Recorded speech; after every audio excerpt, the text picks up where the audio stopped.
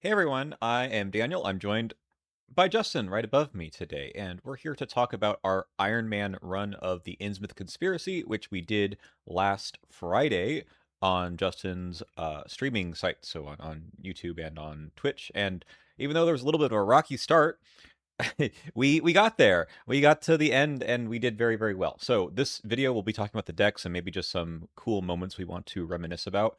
If you have not watched this because you weren't there on Friday or you just need to catch up, there'll be spoilers.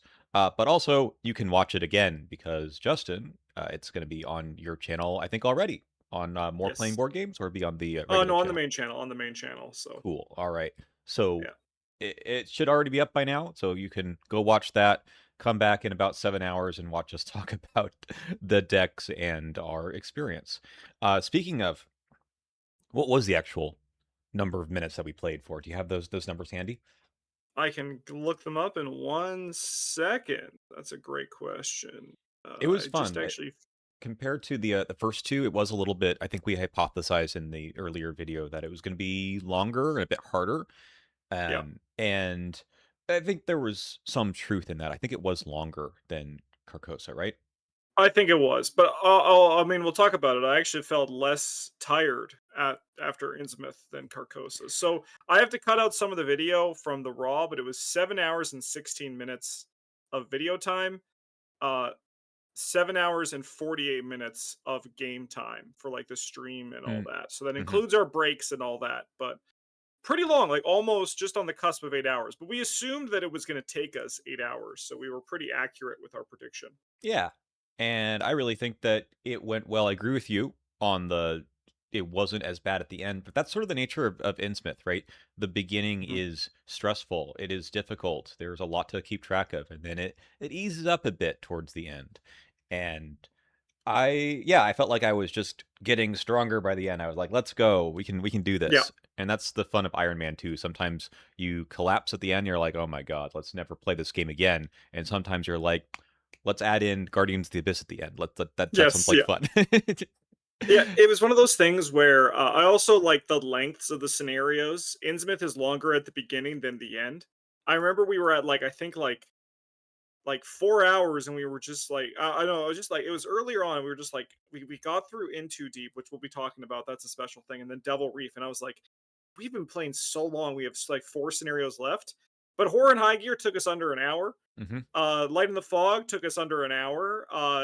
The Lair of Dagonels took us under an hour. It like goes a lot quicker in the end compared to like Dunwich, where in 2 players you can get through some of the scenarios in like 30 minutes at the pace that we play. And then there's the last scenario, I think in Dunwich, where you're like, "Whoops, this is actually takes us a lot longer and there's a lot more to think about." And I don't think that was the Yeah. case for Innsmouth. The end of it is Nope. just a smooth ride. Uh, I want to talk about the pace of play too. You mentioned this, and people always think we're crazy for what do you mean you can finish the scenario in under an hour? That's insane. Uh, but the reality is, we're playing digitally, so setup is super easy. And you and I played together a lot. We know our rhythms. We are used to playing like at the speed of a madman. I mean, it is a little nuts when you watch us play because we're already like drawing the next encounter card. It's just we're ready to go, but some of that Yeah. is getting used to playing with each other, and especially at the end of a day where we know kind of the pace. Early on, I think where you were drawing the first encounter card, even though I was lead investigator. It was kind of funny because it was like we didn't have the rhythm yet, but you Yeah. get there in Iron Man, which is fun. Yeah, it's one of those things where it's kind of like it's like built with muscle memory, where it was like I was the lead investigator for the last game we played, Hmm. and that kind of was just living in my soul. But by scenario 3, it wasn't happening anymore. It happened a bunch. I mean, we got off to a very technical start issue. There's a lot of issues at the start of that one as well. So like my focus was half on the game for Pit of Despair and half trying to troubleshoot, which doesn't really happen in physical Iron Man. So it's like one of those stream exclusive sort of perks that doesn't show up until it does. We actually had to we had to reset the stream due to router issues, but Hmm. we did get there. We did finish smoothly with no issues beyond that. The analog equivalent, since I've done these in person too, is like someone can't find a card. Like they were supposed Yeah, to sleeve the cards, and then they're like, "Well, where's that enemy?" And you're like, what do we do?" And things yeah. like that, where you're like, "Oops." And I'm also just gonna say that I made an oopsie on my own. You were doing all kinds of stuff, and it is a huge responsibility to stream and keep track of chat and everything. So thank you, Justin, for hosting these.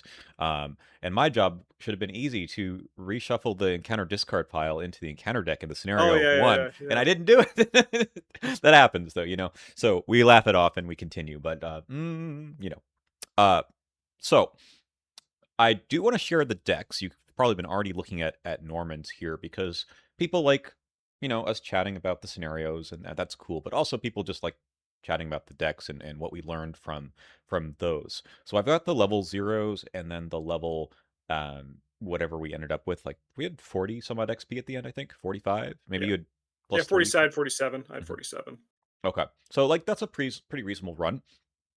And I think it's even just like apart from the Iron Man aspect, it's always fun to talk about what we learned from playing these decks and from watching each other play these decks.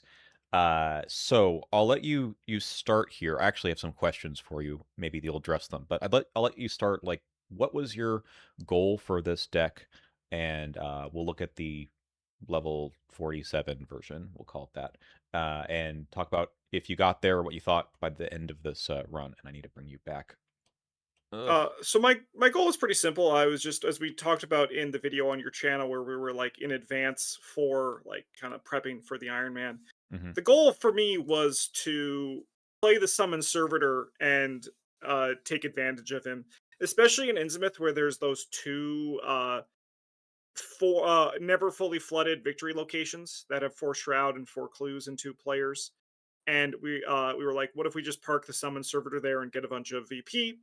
And that's what the goal of the deck was. And I think it achieved that goal. The summon servitor was a relevant piece in every scenario, even, well, I mean, not in too deep, but again, we'll talk about in too deep.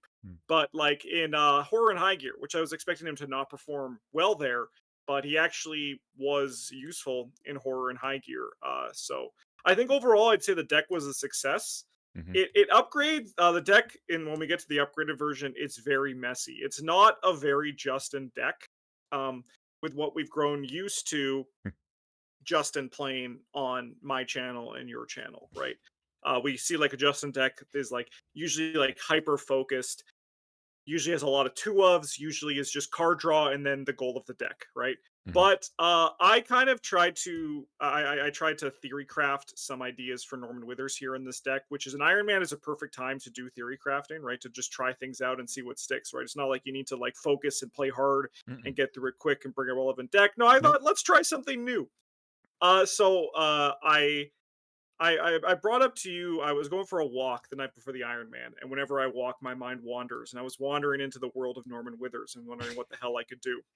And I was like, I messaged you, and I was like, I have this voice in my head telling me to play versatile in my Iron Man deck, and I you said what about collector, which I think was you trying to like, what if you try? It's a little bit more interesting. Like it is. It has like the Hmm. level 0 to 3 relic, Yep. and I was like, okay, I could go with collector. We see the collector here, but no relic in the level 0 deck. That's because I wanted to go for Lucky Cigarette Case, which I view as the strongest card in all of Arkham, Yep. because it's so game warping when you get it into play. So that was kind of like the one of the things that added on to the summon servitor.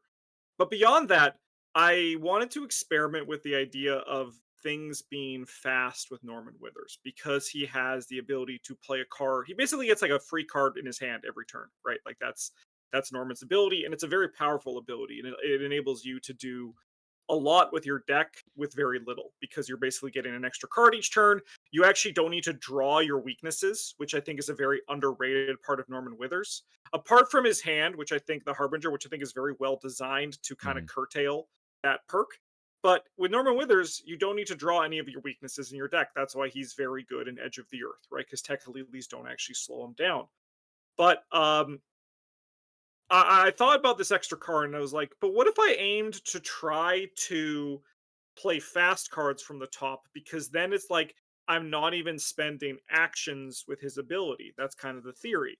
So, working a hunch, I know you like it. You've played it with me quite a bit. Yeah. We actually recently were talking about on the channel how working a hunch is such a fair Arkham card, and if you can find the right place for it, it's really good. I was put on Uncanny Specimen from Norman in the past. That's the new card in Drown City, and I liked it. It's a great card for Norman because you can just play it for free off the top of his car, off the top of his deck, and you're essentially drawing a card in the process, which is really cool.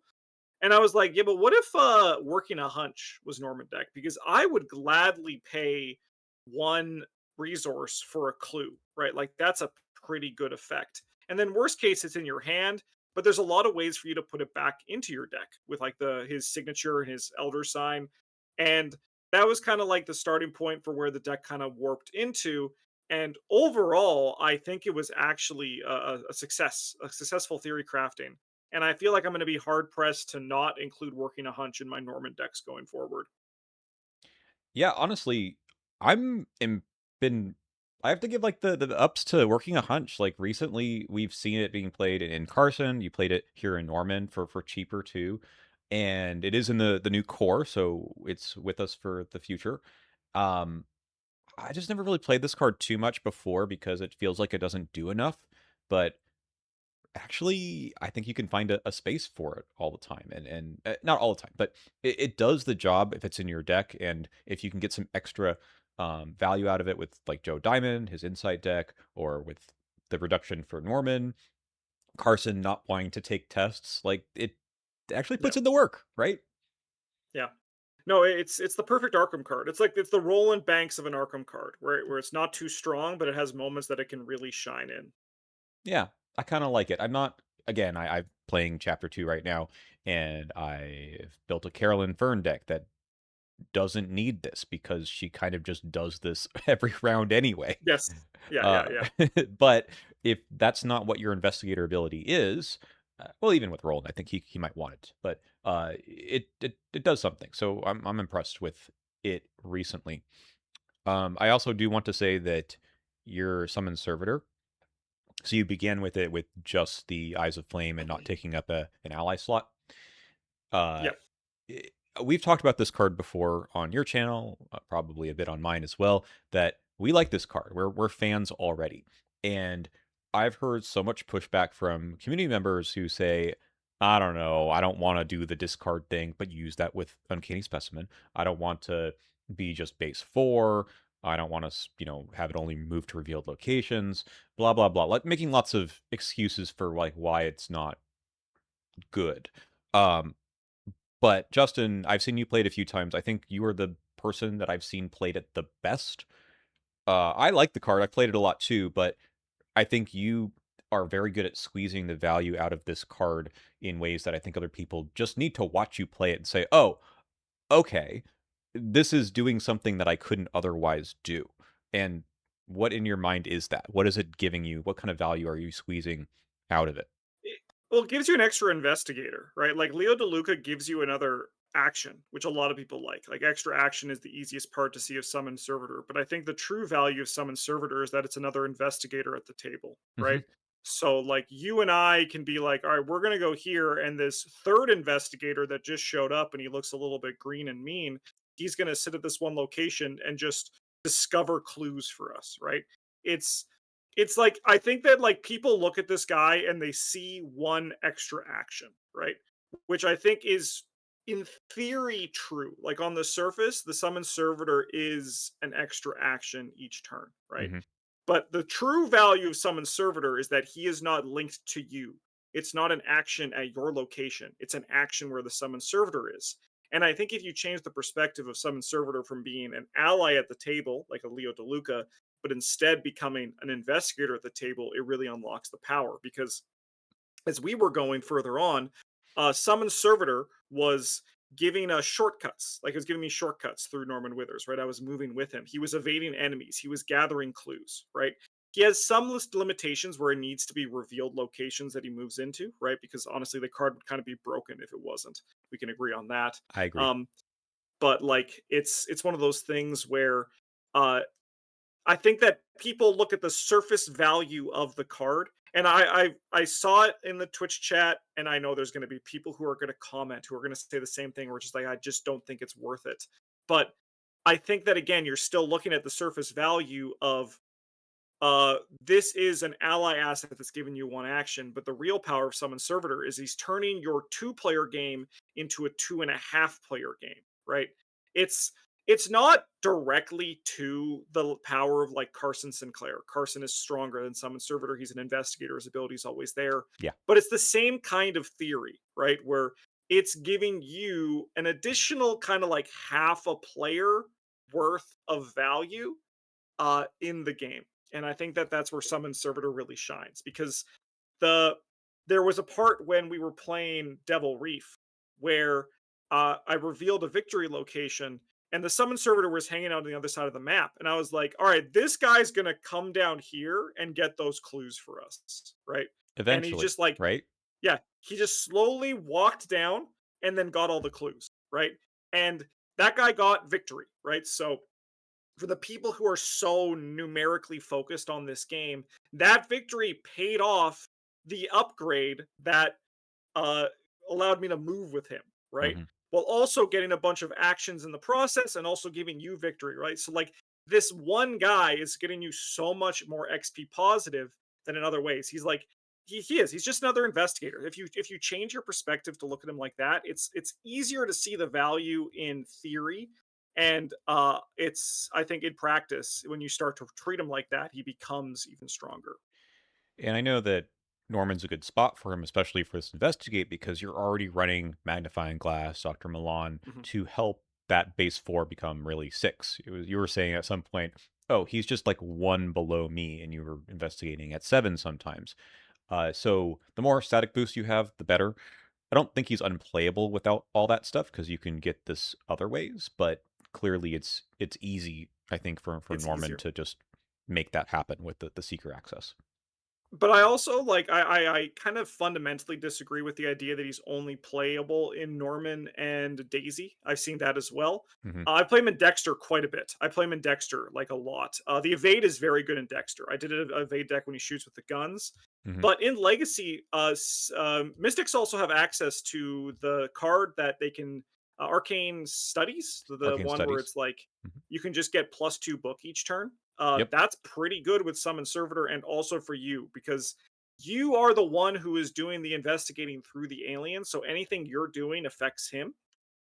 It's like don't yeah, just like try it out another place. And the evade was clutch. Like the evade came in clutch as well because it's basically giving you two actions because you don't need to engage an enemy to do it. that's It's right. very nice. And you're stopping enemies that are not at your location, that are hunters. That part is really good. So that's why I say I've seen you play it very well, and it's not just because, indeed, as you said, you just slotted into uh, Daisy or Norman. I think it's just again. You just make it work. Like there's other. You've got Promise of Power. You've got other boosts, like you said, Arcane Studies. Um, I've played it in Charlie. He gets boost by just using his regular rig. So yeah, I think you can get a lot done with this guy, and he's fun. It's fun to have that other mini card on the table, and you're like, he's gonna move over to that location. Yeah, yeah. The rest of it was, I don't know, pretty normal looking, I think. We'll talk about this card Transmogrify perhaps at this point. Maybe no, maybe wait on this card. But obviously it's a good card, but it's the way that it played out in our particular run that has some more discussion, I think. Um, let's look at the where this deck ended up. And it's a little bit wild looking. So here's the Lucky Cigarette case that you mentioned. Yeah. That's your level 3 charm. And let's just talk about that before looking at anything else. What'd you think of the payoff for this versus the +5 cards of the collector? I actually didn't feel the collector downside because as mentioned, Norman Withers sees an extra card each turn. So Hmm. basically in 5 turns, I've kind of nullified the collector, right? Um, which is pretty easy to do for Norman to like kind of get ahead of it. So I actually didn't feel the downside.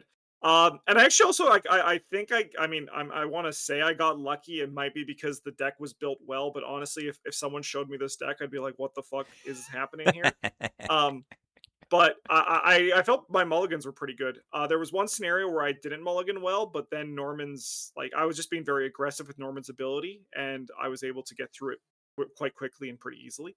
Um, I will say that I think that it was a fine addition to the deck.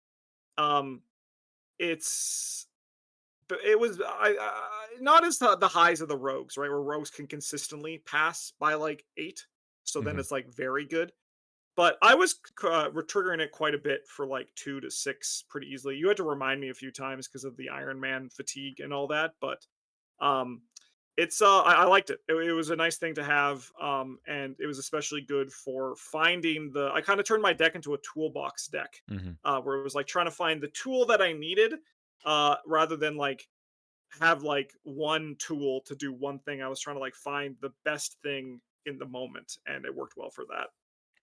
And you weren't playing Mandy Thompson. Maybe you would have felt a little bit dirty putting it into Mandy, but you can try that on your own next. Yes, yeah, yeah, yeah. Yeah, I think this card's good. It was just fun watching, like looking over there, and you're like, Norman's not supposed to have this, but Yeah, it was fun having people come in and be like, "Am I missing something? yeah, How does Norman have a Lucky Cigarette Case 3 in play?" Well, my friend, there's actually a lot of ways for Leo Anderson to give Norman Withers Lucky Cigarette Cases. Not a Lucky Cigarette Case 3, mind you, but there's a lot of ways to hand stuff. But no, this one was just the collector. yep, A lot of people did realize, like, oh, there's a collector. Yeah. yeah, yeah, that's fun. Okay, this is a bunch of cards here, and I'm gonna say something. Justin and I are friends. I'm gonna say it anyway. Do you feel do you feel like this deck is worse at with the 47 XP aside with from the summon servitor Yes. and the lucky sig case? Yes, I do. I know your question. Yes, I think the deck got worse as I upgraded. I think that there is no if ands or buts about it. I think it only did good because I knew what I was doing, right?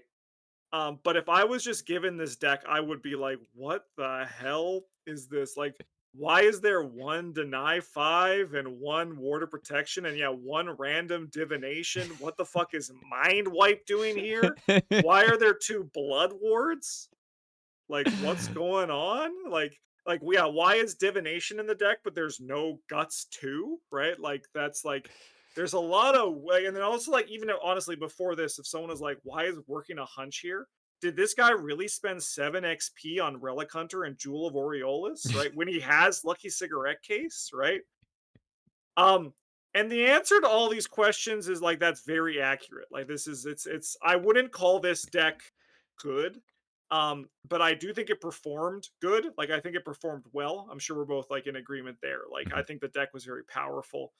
I think a lot of that was on the back of Summon Servitor, obviously. Um, but this was a deck that one was kind of adapting to the campaign as we went, and two, there's nothing to put in a Norman Wither deck if you're not doing spells, right? Mhm. Like there's just like Bryn always jokes that Norman Withers has no upgrades because he says that he can only take seeker cards. Like that's like Bryn's joke. But it's kind of true. Like unless you're doing the astronomical atlas, but even then you just get 6 XP and you're done, right? Yeah. It's like there's not much for Norman Withers to upgrade into that's not just kind of like generically good mystic stuff once he's done his main package. And my main package was the Summon Servitor. So, especially when we were going into the final scenario, I was just like desperately looking for something to spend XP on. Right. Yeah, I Got it. bought an Observed for the last scenario just because I was like, I want to stop looking at the upgraded cards because I kept going through and then being like, there's nothing really here. Now I could have obviously put in like 2 deny existences and 2 water protections. Like that's like the easy thing I could have done. Mhm. Um, but I was kind of at a certain point, I was embracing the weird toolbox deck that I was building, like the mind wipe. I put that in uh before Light in the Fog because I was like, the Deep One matrons are Mm. pretty bad. What if I just played this one card to just like nullify it? Kind of just like I was like thinking of like the next step as opposed to like the destination. and it led to a weirder deck, but I think that it made it so that it adapted to the challenges a little bit better. I mean, I think it was fine. Like, let's be clear that Norman got like what 98% of the clues in the whole campaign. So just surviving with the denies, having read the signs, having shortcut, having working a hunch, having Dr. Milan, like this is sort of the problem I think with level 0 is that it already has everything you need to win the game, right? Yep. And the additions, and this is I think true to some extent of most of the Edge of the Earth investigators, right? Because they switch classes, that it's hard to transition into what their other class wants to do because there's not a lot of overlap. I think Bob is the easiest time at it because I think red and green go together pretty well, and there's like similar kinds of cards in both classes as far as like items goes, especially. But Seeker and Mystic, like you just don't have spells at level 0. So building your deck around like Arcane Initiate and the rest of those sorts of cards doesn't make any sense at level 0, but then you're have 40 XP to build onto what exactly? What is that framework that you had at the beginning? So I get it. I get that this is what happened. Yeah. Yeah. But it still works. Like you have 5 intellect, you have magnifying glasses still, right? And like what else really do you need to win the game? Yeah.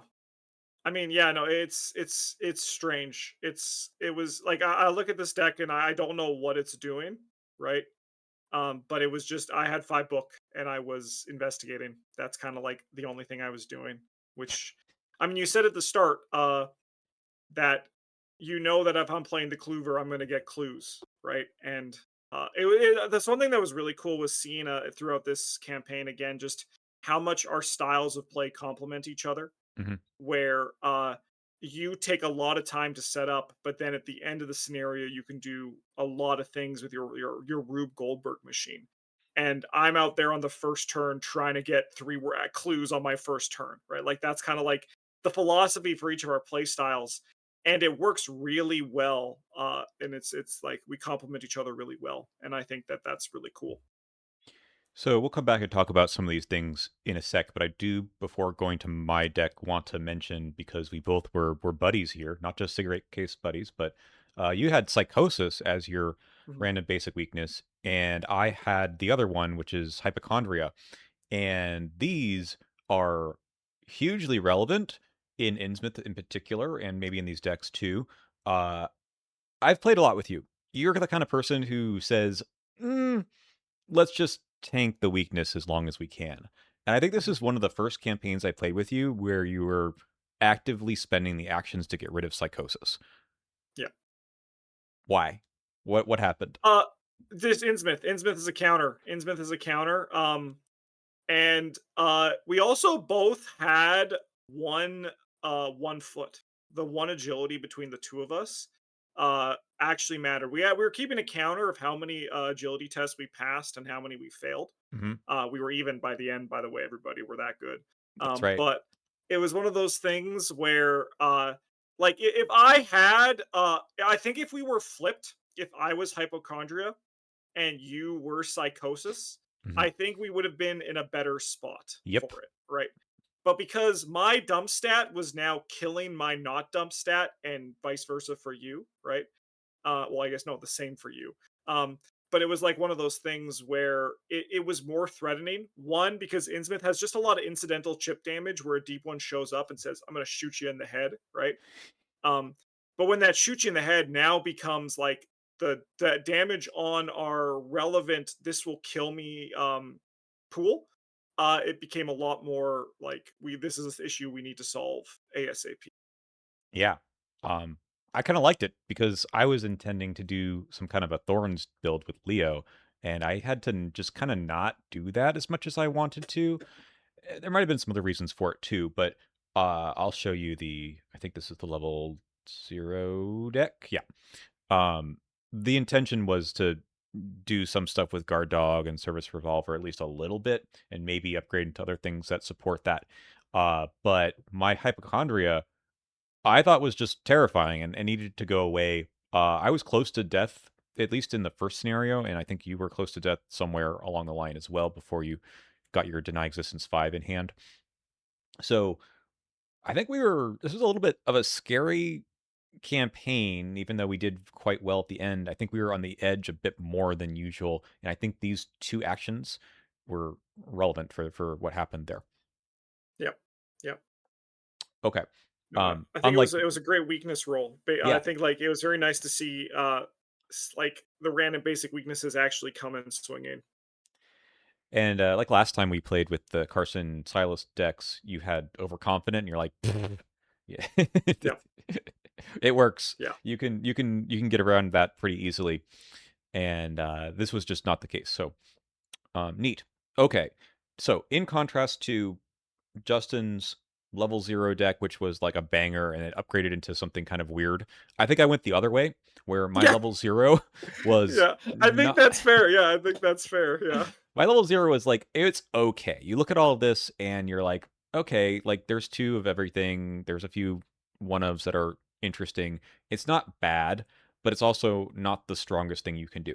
Now, I'm weird and I went in here with like a couple of restrictions that I self-imposed restrictions. One, I mean, okay, so you joked a little bit earlier, but there is something to be said of an Innsmouth or sorry, an Ironman run where you're just trying something out because you get the whole flavor of what that is in one day instead Mhm. of dragging it across like 5 weeks or whatever we might be playing a campaign for. So I think I have a pretty good idea of what I was trying to do, and I didn't lose that thread. And then I have a pretty good evaluation of it at the end.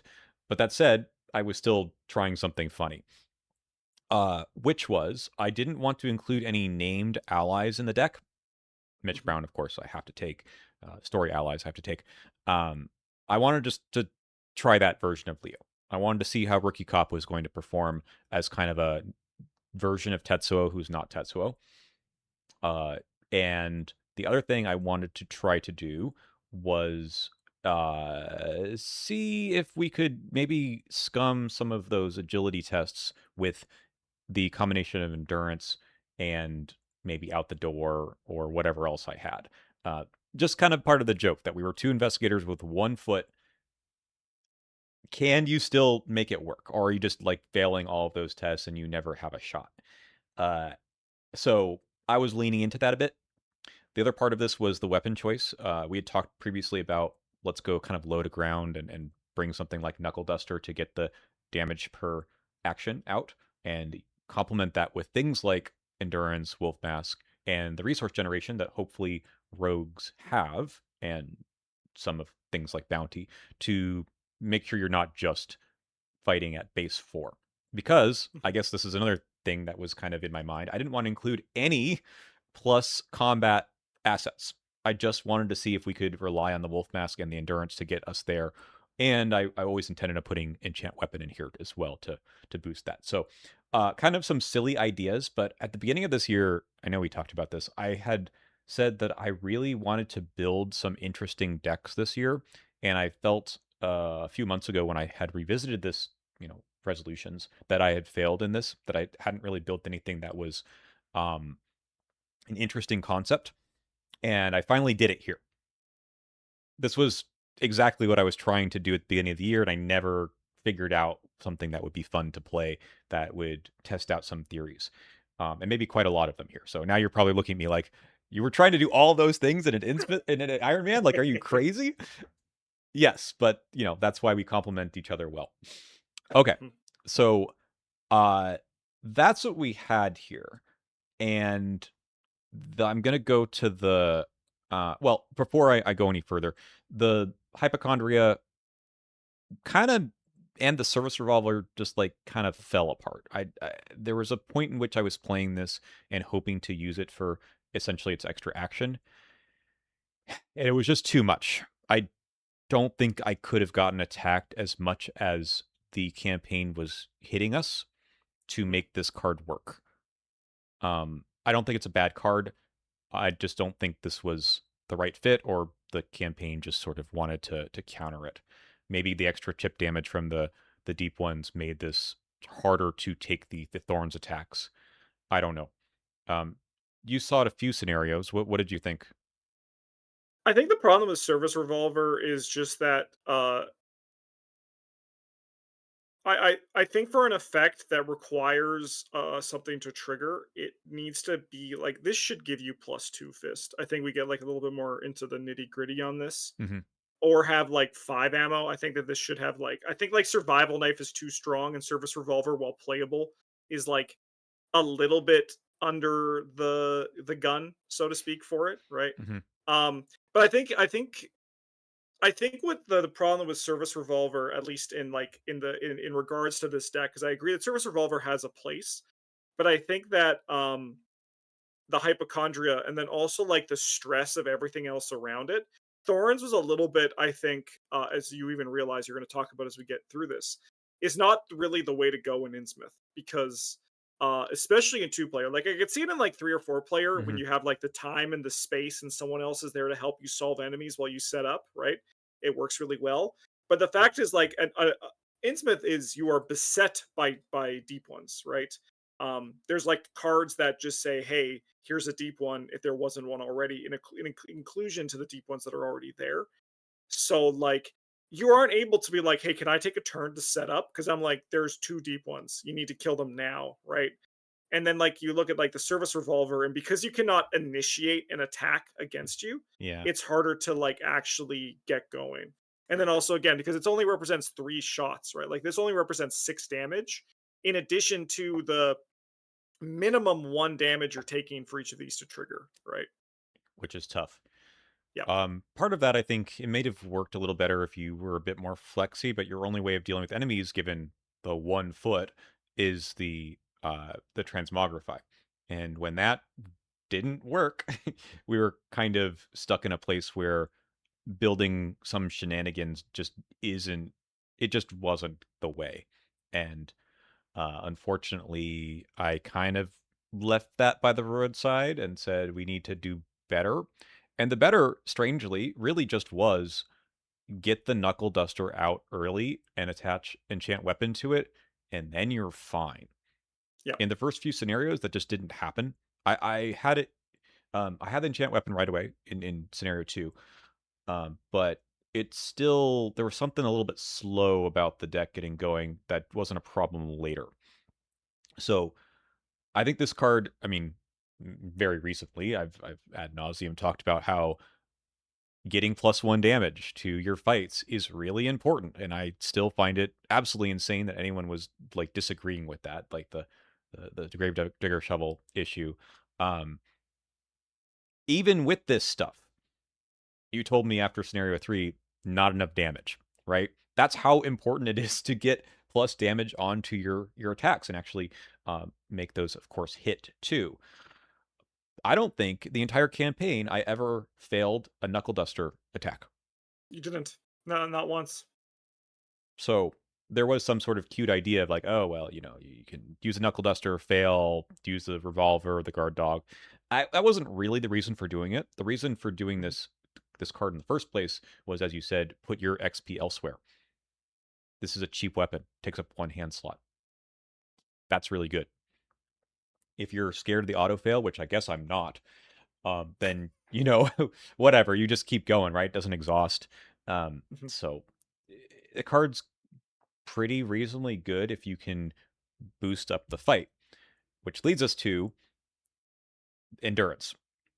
Yeah. This was just like an idea. It's like, let's see if we can put all of our resources into this. And I did upgrade it to the starting version pretty quickly to basically save on deck slots. I didn't want to run 2 of these. And I think it worked. Maybe this is a Mhm. good time to also show the upgraded version because I had to supplement that. Oh, here it is with more economy, basically, to make sure I had enough money to go spending multiple resources on those fights, and I did. Right, like that was the part that surprised me the most about this deck was um, I ended up having a great number of resources pretty quickly. So Yes.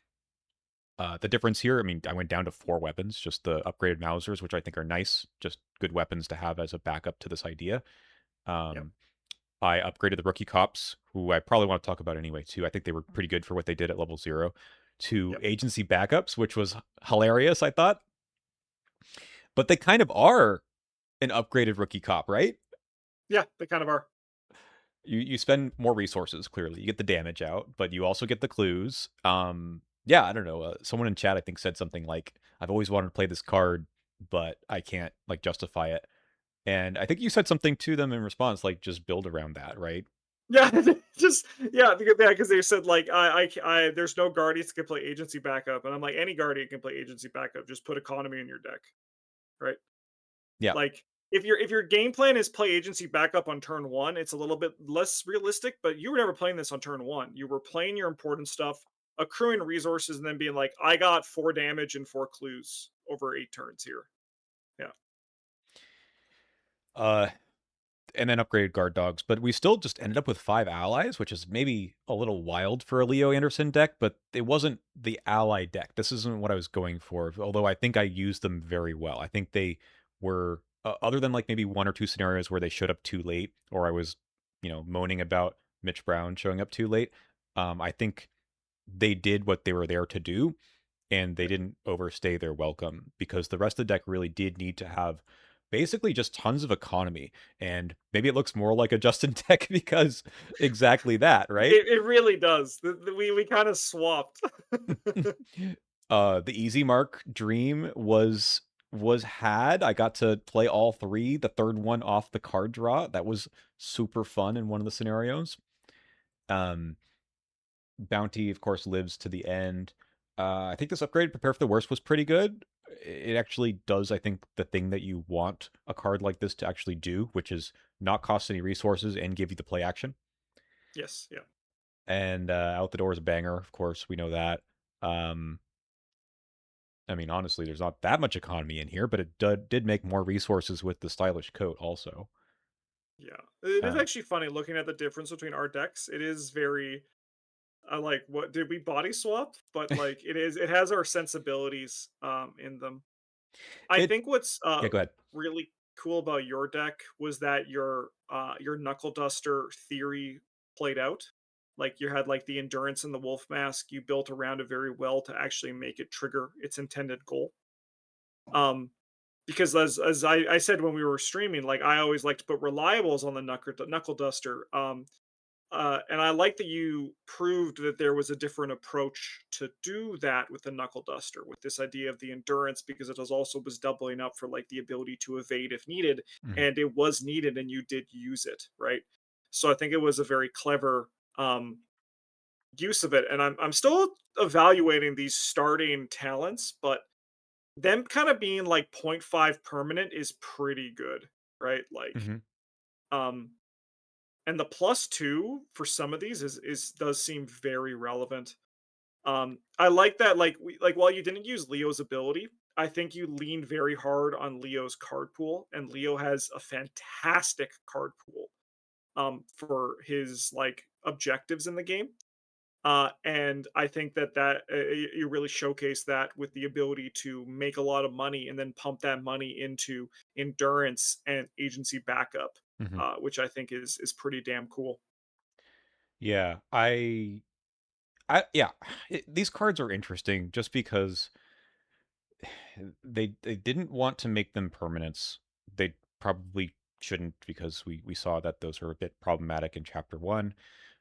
But you've said like you're paying an action 3 resources before you do anything with these cards. And I get that. It's very true. Um but I look at it the other end of the perspective is, well, what if I have the money? Yeah. What And can I you mean, do? like, yeah, like these things they change because like you have endurance. Like you don't need to draw it, right? Right. Like the starting thing means that it's in your hand, so it's immediately part of your game plan. And then it's kind of just like a little bit of a tax on it to just put it into play. Which I think I'm very curious about my further evaluation of these talent cards because I think they're very intrigued Yeah. the I think I gave it starting a ones. good showing. I don't know if it's always good, but it was an interesting idea combo piece of what I was trying to do with the rest of the deck too. I Yeah. added Ever Vigilant at the very end. I think it actually is interesting with the starting cards too, because you know you have an extra asset to play in your Hmm. opening hand. So that's cool. I didn't make room for stick to the plan. If I had any supplies or tactics at the very beginning, I might have done this, Yeah. but I don't know. I mean, I used the XP. It wasn't like it was wasted anywhere. The other card that I think is interesting to like I've never really played this card much, but I thought it would be fun to throw this in as a part of the myriad. Like, what do I do with the extra card slot? I had 3 easy marks. I said, well, let's fill in that other 3 cards with Honed Instinct. When you upgrade it that way, it costs 0. And when this costs 0 for an extra action, and all you need to do is succeed by 3 or more, um, that's it's a card for an action and you don't pay anything else. Yep. I was getting that with Enchant Weapon for sure. And I kind of felt a little slow at the beginning. And this helped give me a little bit more of a okay, we could take 4 actions on a turn that I want to. It's kind of like quick thinking, but you do it reactively instead of calling your shot. Hmm. Not bad. I don't think it's like the greatest customizable card. We both agree on that, but it did something here, so that's good, right? That's all you could Yeah. ask for. Yeah. No, like it's if the theory of giving you more time to set up is, I think, very sound as a use for it. You kill an enemy and be like, okay, well, I'm gonna play this economy card and Mhm. then play this weapon or this agency backup. It's pretty sound. Yeah. So I actually really liked the deck at the end. I was having a great time. I think it was about scenario 6 or so where I was like, "Yes, we're doing the thing." Yeah. Which might be a little too late to say that, but actually felt pretty good in scenario 4 also. But it felt Yes. like it leveled up even more in scenario 6 where I felt like we could kind of go off and do our own thing and be useful in ways that we weren't really anticipating at the beginning of that scenario, Yeah. which I was think fun. we could go over a quick like scenario overview because Mhm. I think we had a very interesting journey. Yeah, let's do I that. I I think Pit of Despair went very well. Uh, we got every bit of XP, we got every flashback, um, and we got out before the last agenda. Now there was the thing with the issue with the shuffle in the deck, but I mean, in 2 player, there was a chance that we might not have even seen those cards. Like it's hard to say Very for true. certain. Mhm. I also think it wasn't too much of an issue with it. We were I think we fighting kind other of had deep that one. ones, so it was like Yeah, it still was we were still drawing encounter cards, right? It's not yeah, that big of yeah. a deal, It's just we didn't see the amalgam as right? much, who honestly actually is probably chiller than some of the other guys I because he kind of doesn't deal agree. damage when he comes in. Yeah, so we would have had like even less damage marked on us. Very interesting to Mhm. say, but um, overall, I think Pit of Despair went very well, Mhm. and Eleanor Harper also went very well. I remember we were like on 2 Doom or 3 Doom on the second agenda, and I remember being like, "Are there any more clues in this scenario?" Because we had like no clues left except for one suspect to interrogate. Right. Just because we were too efficient. We were just like the alien was out on turn 1 and he was going nuts. If I realized that the use on the harbor wasn't limited to discovering clues, but just successful investigates, I should have gone and parked myself there sooner. But overall, we got a suspect. We missed one victory on the scenario, Mhm. of the available victory, not like all the victory, but I think it went very well as well. It was good. I think I dealt with the enemies fine. Those enemies are Yeah. pretty chill. They're mostly 1 health, so it was fine. The problem with that scenario, I think, is the next scenario because the second scenario doesn't give you enough XP, I think, to uh, approach the challenge of In Too Deep in the way that I'm more comfortable with. So we were going with 9, 10 XP maybe into that Yeah. scenario, which was also into the fourth scenario too, because you can't spend after In Too Deep. And In Too Deep was very rough. And part of it was your transmogrify. I think you failed twice. Is that right? Yes. 2 auto fails? I th- I think so. And there was also the read the sign with a double deduction that also Yep. was an auto fail. Um, So we had some bad autofills. I think the transmogrify hit more because that was on a deep one bull. Yep. Um, and it was one of those things where just like, okay, so now we just have this deep one bull that we have to just like keep evading, which is not the solution that you want. Not in these decks. And Yeah, and then also it was like I think your only weapon was the service revolver for a while, right? Yeah, I couldn't hadn't have time to play anything. It was very tough Yeah, having to deal with like we drew a lot of enemies for two player, and that was not where we wanted to be. And so yeah, usually you deal with that problem where someone can just do a basic evade, you get away, and then they never catch up. But that was just not happening in this in this case. Like everything needed the yeah, extra actions to die, and then when they didn't, we were kind of just SOL. So we got stuck in the middle. I did manage to kill the Innsmouth Shuggoth, so hooray, victory points there. But we didn't get any of those flashbacks going forward. We didn't get teachings of the order. yeah, We just kind of sacrificed ourselves and moved on to the fourth scenario. It's a tough scenario. I think I mentioned to you in the yeah. stream that we have often played that as a standalone with 29 XP, and it's And hard people still usually even. die. Yeah, Yeah, people still usually die. it's hard there too. So, um, Yeah, I think a big thing was I remember saying that I think like we got a lot of enemies. I'm gonna preface that with this, but I remember saying like the DPS was tough for that mhm, one. But I think the correct answer was because your deck was building around Knuckle Duster, right? But mhm, it's just like if you had Knuckle Duster there, I think it would have been much better. So I think it was less of a DPS issue and more just the wrong asset for killing at the yeah, wrong time, right? I yeah, think that's what it came down to. Because I think if the Knuckle Dust was there and you could just be like, boom, boom, boom to the deep one bull, I think it would have been a lot different than being like, I guess I'm going to take 2 damage to get attacked here, right? Like, um, and I think that like this is where we saw like the blood wards count come in because I was like, I wanted to give Leo a bit of backup to kind of make that work. That I mean, obviously came in after Devil Reef, right? mhm. But it turns out we didn't need those. They actually like weren't even. I used them more on myself because it allowed me to be more aggressive for that Mhm. kind of thing. But Yeah, I I think almost it was died like to one of damage yeah, in the first scenario, so that also might have been part of it. It seemed like I was just getting every damage treachery and failing them, yes. so it's not bad, but that just didn't happen again. Yeah, it's one of those things where it kind of became this fun little exercise of when you play all the campaign in one day to kind of see how things go. Because I imagine if we Mhm. played In Too Deep and then we went away for a week and then we came back to Devil Reef, we probably would have forgot completely about In Too Deep with how good Devil Reef did, Right. and not even upgrade with In Too Deep in mind. But because it happened only like an hour before the upgrade, Mhm. I was very much like, okay, so how do we make that not happen again? So, Devil Reef, though, was very good. I think everything just came together, and the map was kind to us, but I think we just Yes, the played map it was well. very kind. Yeah. I think that was the summon servitors MVP scenario. Mhm.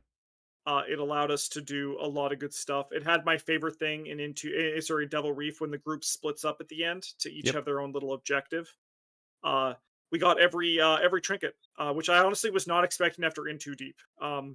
And we actually it was apart from like one turn where we were kind of so beset by enemies, it wasn't that bad. Yeah, there was this interesting spot where the Schleiger and the Terror of Devil Reef were both kind of out, and I was like, I don't really have a plan for this. But we didn't draw any other enemies those turns either. So Yep. I said something like, Into Deep has banger after banger of encounter card, and Double Reef does not. There's a Yep. few soft ones in there where you're just like, okay, I'm not at a flooded location. I don't care about this, whatever. And we just Yeah, the needed a aquatic ambush. reprieve. Yeah. Right, aquatic ambush. Yeah. We just needed a reprieve in Too Deep, and it never came. Yes. It just never did. So which is fine. I like a hard scenario, and we deserved what we got there. I mean that we're not complaining about the auto fails or anything like that. It's just that clearly the difference was in the scenario design, and we suffered the consequences. That's fine. Like that's Arkham for you. And Yeah. the next scenario, things turned out very differently. I kind of got things into play where I actually could kill. We actually did a weird combination of avoiding the terror and then going after it in ways that was Yes. fun, right? Well, I said that the summon servitor performed the well here. I also think endurance was key for our success in this one. Your ability to avoid him. Yeah, so like we would evade him and then like pilot the boat somewhere else, Mhm. clear out that cave, evade him, go one, and then we met him in Mortal Kombat on the final like island location, which was really cool. I agree. It was a very fun little very different play pattern than what I'm used to playing in that one. Kind of what I imagine is the intended pattern for Mhm. fighting him. Yeah, and like, the idea that he doesn't go into caves was neat, so, yeah, I don't know, it was engaging, let's just put it that way. Yes. Yeah, yeah, yeah. The horror and high gear, that's the car chase one, was fine. Like, you again made the servitor do its thing by moving and then investigating basically every turn, and it was always Yeah. either one behind us or at our location. So that worked out really well. It also allowed it to evade the cars so that Hmm. they would be an extra location behind because they were able to he was able to evade and then move to catch up with us, which was pretty That's right. cool. Yeah, evading something not at our location made it a lot easier. I do remember that the very first turn, the first Mythos card I got was the one I think I put Oh out Knuckle yeah. Duster Yeah. enchant weapon, and then I drew Eyes in the Trees or whatever it's called. That made me discard either the asset in play or 4 cards from hand. And I was like, I can't lose the weapon. I mean, it's not as relevant in that scenario, but it seemed like a bad choice. And then Yeah, you had to and you do the failed by same thing. 3. Yeah, you Three failed by 3. We each had to discard 3 cards from three our hand. cards. That Ooh. like, that's a horrible start, but we got through it because Horror and High Gear, if you just take it slow, is actually it's actually pretty low on the pressure. Hmm. You Yeah. just don't panic. Yeah, you just can't panic. And then we got there at the end where I was like, let's step on the gas. Like, what's the worst that could happen? Oh, it's the last location. We're done. Yeah, yeah, yeah, But it was fun. I mean, I talk about this. This is like, again, where you and I sometimes differ. Losing cards is just often terrible in my playstyle because they're not coming back, right? Resources come back, cards don't come back. You get new ones, but that was a super big middle finger to what I wanted to do that scenario. But the good thing is yeah, that you don't need to do those things in that scenario. You just need to have Norman and his alien buddy do all the work. yeah, yeah, yeah, No, it was good though. I mean, I think that was a fun playthrough, and it was short, and it didn't overstay its welcome. So, yeah. like, not my favorite scenario in the world by any means, but we played it. It was fine, Yeah, and it's an enjoyable challenge. yeah. Yeah, Light in the Fog. I really like this scenario in general, and I think this was one of the most fun times I've had playing it. Partly because it expects you to do some evading, and good old 1 foot Leo Anderson was up to the challenge. yeah, and then the Summon Servitor, they work together very well. Again, Summon Servitor with the evade mode and endurance did really good. Hmm. I think this one also went pretty smooth. There was a great turn where I drew a deep one hatchling, which surged into a deep one hatchling, which then surged into the deep one assault. So I had to disengage them, then engage them again. the the Um, first card you drew also had Surge, I think, before the Deep One yes, Hatchlings. yeah, it was surge, surge, surge, deep one assault. It Yeah, was never seen before, and I doubt I'll ever see it again because like that was just a very funny thing of events. So I ended up losing 3 actions and taking a horror. you know who's good at killing Deep One Matrons? These The guys. feds, yep, Yep, yep, that's what they're here for. Yeah, I think this scenario was a fun time because it was a bit of a challenge. There were like the 4 agility tests to get locked into the holding cells was kind of funny. Um, but yeah, in general, we had the stuff. It didn't feel like there's some math at the end where you just say, okay, how do I get to the last location? Will it be flooded by that time? How many actions do we have? But we got it done. Like the fact that you had your free move, had the hone instinct. I think you resigned a turn before me, yep, and I still was fine with that. It yeah, was good. I really liked that one. yeah, yeah. It's good. It was a good time. And as I said earlier, I Uh, think it was the first time that my deck really had um, everything going. yeah, So I was running the pump room with, again, base one. yeah. That's it was cool to see it all come together because it did work. It's silly, but I like that sometimes. Seventh Lair of scenario. Dagon was pretty uneventful. We didn't even go into Dagon's lair. We just like took the XP and resigned because we didn't have the teachings of the order. So it was going to have the same result of him being awake no matter what. Yep. Uh, so we just said frick that and kept going. not much to talk about there. No, it's Iron Man Um, 2, so, like, whatever. yeah. And Just then we did Into the Maelstrom, which also went very well. There was I was close to dying in that one because there was the thalassophobia territory that dealt direct horror, and that put me up to 7 of my 8. Yeah, Um, because I decided to take the Syzygy or whichever the one it is. I was like, "Nah, let's take horror. You'll be yeah. fine." And I put you up to 6, and you're like, "Hmm, about that." I mean, it's actually kind of funny because I think in retrospect, in that scenario, the Ancient Evils is actually the pretty okay choice to take. Yes, I was gonna say that. I was gonna say that Yeah, we actually took an Ancient Evils and another Place of Doom on the agenda, card, I forget which one it was, early, and it was like, well, I guess that's what happened. But really, yeah, why not just put a Doom on the agenda? We were doing so well, and we yeah. had plenty of time. So you're right.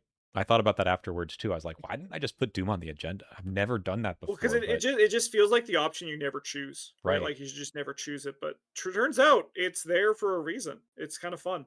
Hmm. Um, but I think once I got the deny existence, we were like, okay, we're all good. Yeah.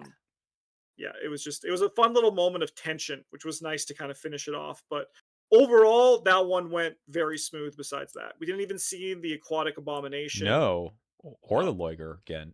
yeah, Yeah. or I think we even the deep one didn't show up. The deep one bull. I don't even think we saw him either. No. It was a very smooth draw for the final scenario. The game was making up for in In too too deep. deep. Yeah. Yeah, Yeah. We were able to deal with the enemies pretty easily. The um Hydra's brood or brood of Hydra, whatever it's called, they all spawn somewhere else, and we were lucky to engage them in the witching hour, so the doom didn't matter, which is usually the yeah, stress point with those guys. And then I don't know, I think I just did tons of damage to Hydra to help finish things off too. I yeah, threw like the vicious blows and whatnot into the attack. It's like, why not? We'll get there. yeah. And you I had went, all the but yeah, clues. yeah, it was an easy time. It was a pretty I mean, we knew that about we talked about that how like we had to get through the first 4 scenarios and then it became kind of a cakewalk and that theory held true. Hmm. I really think it's the last two scenarios that are the stinkers. Yeah. But like Light in the Fog, I look forward to because it's fun. But after that, it kind of falls off. And that was the campaign. Good stuff. It was a great time. I look forward to our next one, which will probably be in 6 to 8 months if I had to wager. That seems to be our pace. So, Yeah, I mean that's enough. I mean I'm doing Scarlet Keys in 3 months, so yeah. or two plus months, so that'll be. I don't know. Maybe I'll do the two scenario Scarlet Keys run where you just play the first one and the last one, and you're like, Yeah, just be we did like, it. we're gonna phone in this Iron Man. Yeah, Which is was possible here too. We could have just resigned in a couple of the scenarios pretty early.